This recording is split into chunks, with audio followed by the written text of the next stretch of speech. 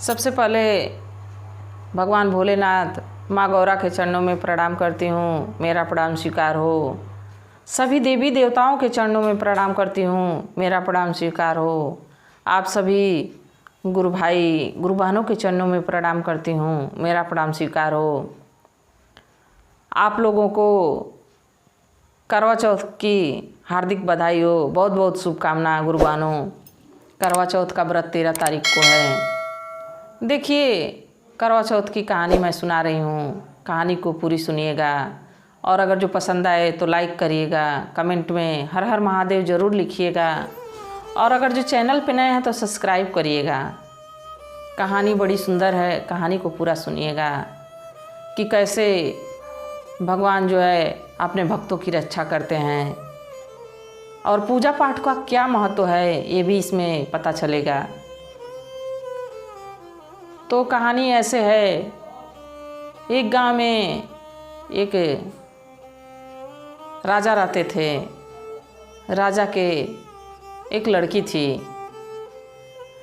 उनको अभी कोई लड़का नहीं था, लड़की थी। लड़की थोड़ी बड़ी हो गई थी।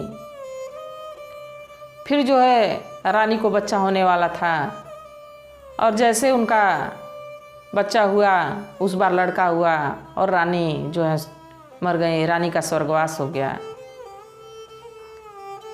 राजा बेचारे अकेले दोनों बच्चों को लेके बड़े परेशान हो गए।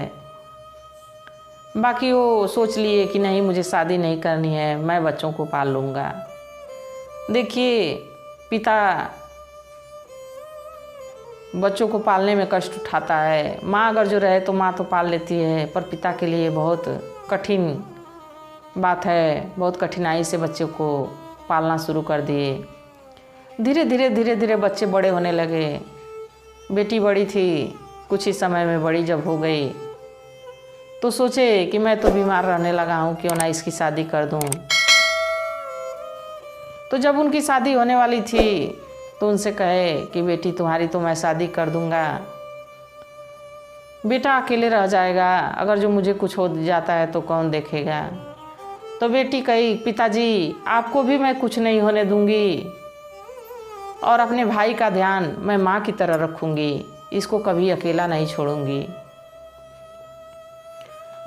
तो देखिए, जब लड़की की शादी कर दिए, लड़की अपने ससुराल चली गई। जब ससुराल चली गई तो लड़की रोज़ अपना ससुराल से कुछ ही दूर पे था भाई को देखने आती और फिर ससुराल जाती। जैसे घर का काम धाम खत्म होता वैसे भाई से मिलने चली आती।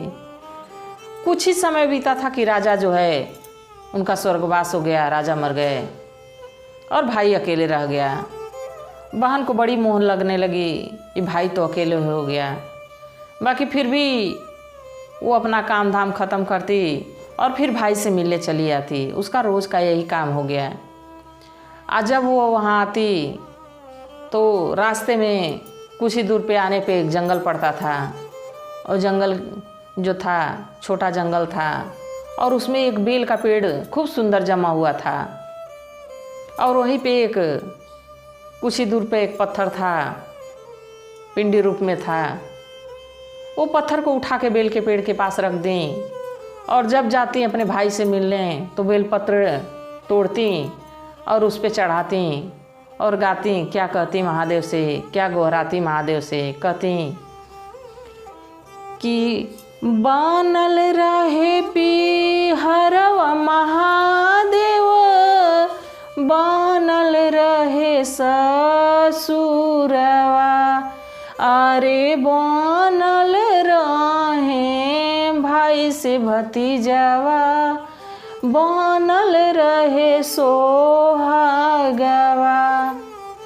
रोज़ यही बात भगवान भोलेनाथ से मनाती और फिर अपने भाई के घर चली जाती। धीरे धीरे भाई भी बड़ा होने लगा।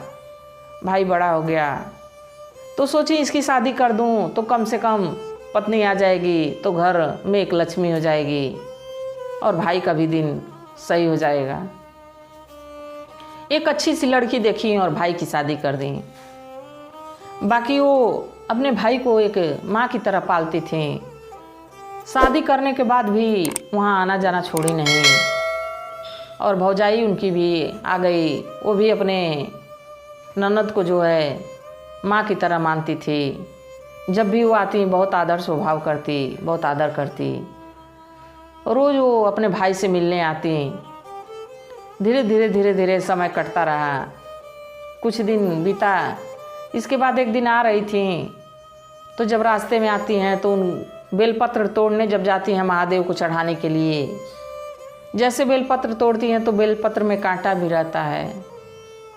एक कांटा उनके पैर में लग जाता है और उनके पैर से जो है रक्त बहने लगता है। वो बेचारी अपना धीरे से बैठ के वहीं पे अपना कांटा वाटा निकालने लगती हैं। इसी में विलम्ब हो जाता है, समय लग जाता है। और उधर भाई इंतज़ार कर रहा होता है कि बहन मेरी आई नहीं। कांटा निकालती हैं, इसके बाद बेलपत्र तोड़ती हैं और चढ़ाती हैं और चढ़ा के भगवान को मनाती हैं। और फिर इसके बाद तब भाई के घर जाती हैं। जब भाई के घर जाती हैं तो भाई कहता है कि बहन आज तो तुम आने में देर कर दी। तो बहन कहती है कि हाँ भैया आ रही थी, रास्ते में महादेव को चढ़ाने के लिए बेलपत्र तोड़ने गई हूँ। जैसे बेलपत्र तोड़ने गई हूँ वैसे कांटा था, कांटा पैर में लग गया। उसी को निकालने में इतना विलम्ब हो गया, इतना देर हो गई।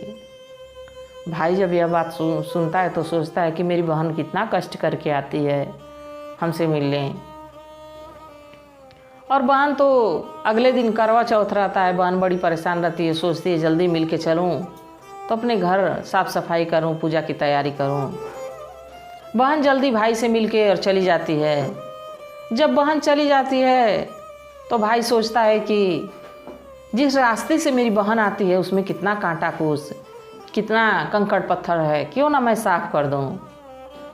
वो बेचारा उठता है, रास्ता साफ़ करने लगता है।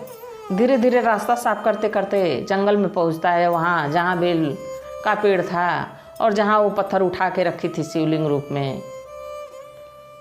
जब वहाँ पहुँचते हैं तो बेल के पेड़ को काट देते हैं और उस पत्थर को भी उठा के फेंक देते हैं।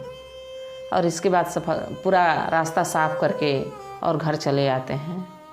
इधर जैसे वो घर आते हैं रात हो जाती है। खाना पीना लोग खाते हैं पति पत्नी और सोते हैं तो सोए ही रह जाते हैं। सुबह उनकी पत्नी जब जगाती हैं तो जगते ही नहीं हैं, वो तो मर गए रहते हैं। धीरे धीरे उनकी रोने की आवाज़ सुन के गाँव मोहल्ले के लोग भी आ जाते हैं, कहते हैं अरे क्या हो गया। कुछ देर वो बेचारी रोती रहती हैं, वो तो पति नहीं रहता है, अपना रो रही होती हैं। गांव वाले कहते हैं कि अब तो ये मर गया, अब इसका अंतिम संस्कार कर दिया जाए, ले चला जाए। तो उनकी पत्नी कहती हैं नहीं नहीं, मेरे पति को अभी कहीं नहीं लेके जाना है। इनकी बहन जो है इनको माँ की तरह मानती हैं। अगर जो आएंगी और देखेंगी कि मेरा भाई नहीं है, भाई मेरा मर गया है और उसको लोग लेके चले गए हैं, तो भी रो रो के अपना जान दे देंगी, प्राण त्याग देंगी। आप लोग मेरे पति को अभी मत ले जाइए। तो लोग भी सोचे कि क्यों ना बहन का इंतज़ार कर लिया जाए। देखिए भगवान कभी कभी अपने भक्तों की परीक्षा बहुत कड़ी तरीके से लेने लगते हैं और भक्त भी कब गलती कर दें ये भी कोई जान नहीं पाता है। तो बहन बेचारी उधर तो करवा चौथ का व्रत था, अपना साफ सफाई करती है, पूजा पाठ की तैयारी करने में थोड़ा लेट हो जाता है। फिर जैसे जब खाली होती है तो सोचती है कि अब चलें और देखें कि भाई से मिल के आए तब आगे की तैयारी करेंगे। वो निकलती हैं अपने मायके जाने के लिए और निकल के आती हैं तो देखती हैं कि रास्ता बिल्कुल साफ़ है, एक भी कंकड़ पत्थर नहीं दिख रहा है, एक भी घास फूस नहीं दिख रही है, रास्ता बिल्कुल साफ था। जब यह देखती हैं तो सोचती हैं कि ज़रूर ये तो मेरे भाई का काम है, ये रास्ता तो मेरा भाई ही साफ किया होगा कि मेरी बहन आती है तो पाँव में जो है कांटे लग जाते हैं, पाँव में कंकड़ चुभ जाते हैं, इसलिए रास्ता लग रहा है मेरा भाई ही साफ किया है। जब यह सोच के वो आगे बढ़ने लगती हैं, जब जंगल के पास पहुंचती हैं तो देखती हैं कि शिवलिंग कहीं और फेंका है और वो बेल का जो पेड़ था उसको भी काट दिए रहते हैं। कहती हैं ये तो घोर अनर्थ हो गया, ये तो भगवान को भी फेंक दिए हैं। और जो है कि बेलपत्र जो चढ़ाती थी उसको भी काट के फेंक दिए हैं। अब बेचारी को अनहोनी सताने लगती है कि कुछ दिक्कत, कोई विपत्ति ना आ जाए, कोई परेशानी ना आ जाए, ये तो बहुत बड़ा अनर्थ हो गया है। इसके बाद आगे बढ़ने लगती हैं, जाती हैं। अपने जब पीहर अपने मायके पहुंचती हैं तो देखती हैं कि खूब भीड़ जुटी है दरवाजे पे और भौजाई उनकी चीख चिल्ला रही हैं, रो रही हैं। वो भी दौड़ के भौजाई के अपने गले लग के रोने लगती हैं। कहती हैं कि ये क्या हो गया, आज मैं तो अपने पति के लिए लंबी आयु के लिए व्रत की हूँ, करवा चौथ का व्रत है, और यहाँ क्या हो गया कि मेरा भाई ही नहीं है रहा, मेरा भाई ही नहीं है। बाकी उनको अपने भगवान पे भरोसा था, अपने महादेव पे भरोसा था। वो महादेव से मनाती हैं, कहती हैं हे प्रभु, अगर जो आज तक मैं आपका पूजा पाठ सच्ची श्रद्धा और लगन से की हूँ तो उसका फल आज हमको लौटा दीजिए और मेरे भाई को जीवित कर दीजिए। देखिए वो अपने भाई के मृत शरीर के पास जाती हैं। देखिए जब तक इंसान जी रहा है, इस शरीर में आत्मा है, तब तक तो इसको खूब सजा लो संवार लो। ये ऐसी कोठरी है कि इसको खूब सजा लो संवार लो। जैसे इससे आत्मा बाहर हुई तो लोग कहते हैं इसको जल्दी से ले चलो, इसको जल्दी शमशान ले चलो। तो वैसे ही उसको तो लोग कह रहे थे कि इसको शमशान लेके चला जाए। बहन कहती है नहीं नहीं, अभी मुझे अपने भाई से कुछ बात करनी है। वो लोग सोचते हैं लग रहा है कि बहन जो है इसका मानसिक संतुलन खो गया है, भाई को देख के रोज़ मिलने आती थी, माँ की तरह पाली थी, अब तो वो मर गया है, उससे क्या बात करेगी। तभी बहन जो है उठ के जाती है और उन्हें भाई के कान में कहती है, भैया आज तक मैं तुमसे कुछ नहीं मांगी थी, आज मुझे एक करवा खरीद के दे दो, एक चुन्नी खरीद के दे दो, मैं लेके जाऊंगी और अपने पति के लिए करवा चौथ का व्रत की हूँ, शाम को पूजा करूँगी, करवा चौथ का अर्घ दूंगी, पूजा करूँगी। देखती हैं कि भाई उठ के बैठ गया। सभी लोग अचंभे में पड़ जाते हैं, अरे तो मर गया था, ये तो जी गया, क्या ये कहीं है कान में कि मरा हुआ व्यक्ति जी के बैठ गया, उठ के बैठ गया। सब लोग को अचंभा होने लगा, अचरज होने लगा। देखिए आप लोग के सामने भी अगर जो ऐसी घटना होती है कभी, तो आप लोग भी अचंभा करेंगे कि ऐसा कैसे हो गया।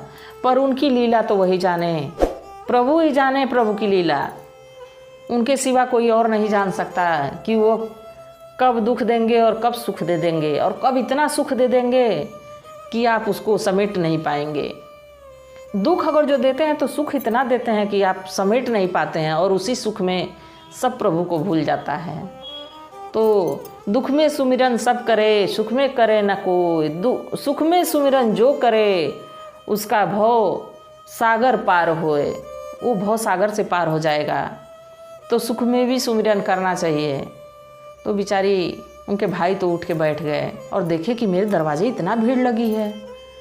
जब इतनी भीड़ देखे तो कहे, अरे मेरे दरवाजे तो इतना भीड़ है, आप लोग क्यों आए हैं? तो सब लोग कहे कि ऐसा है कि तुम अचेत हो गए थे और हम लोग तुम्हारे यहाँ आए हैं।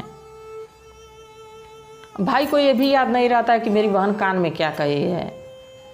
तो जब बहन को देखता है तो बहन कहती है, भैया उठो और जाओ बाज़ार से हमको एक चुनरी और करवा खरीद के ले आके दो, मैं लेके अपने ससुराल जाऊं। आज मैं करवा चौथ का व्रत हूँ, तुम्हारे बहनोई के लिए मैं करवा चौथ का व्रत की हूँ, जाऊंगी पूजा पाठ करूंगी, मुझे लेट हो रहा है। भाई उठा और गया, एक चुन्नी और करवा खरीद के लेके आया और अपनी बहन को दिया। और बहन जो है खूब खुशी खुशी लेके अपना जाने लगी करवा और चुन्नी। देखिए पहली बार अगर जो करवा चौथ का व्रत कोई भी करता है तो उसके मायके से चुन्नी और करवा आता है। लोग व्रत करती हैं, जो गुरु बहनें पहली बार हो तो उनके लिए मायके से आता है।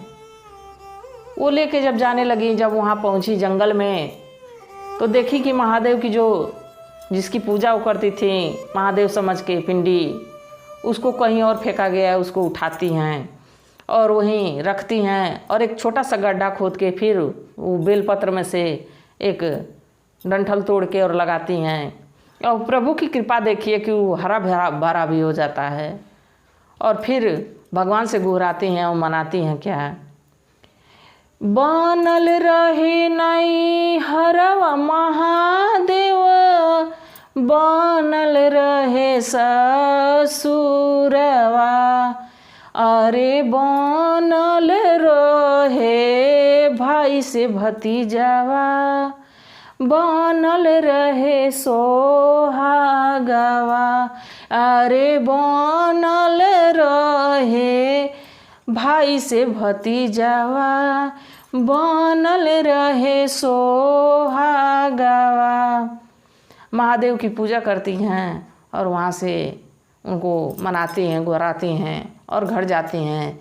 शाम को खूब अच्छे मन से पूजा पाठ करती हैं, व्रत खोलती हैं। तो गुरु भाई बहनों, आप भी करवा चौथ का व्रत जो है भगवान भोलेनाथ को मनाइए और खूब अच्छे से करिए। भगवान भोलेनाथ करें कि सबका सुहाग अमर रहे। और ये कहानी यही समाप्त होती है। इसी के साथ आप लोग को करवा चौथ की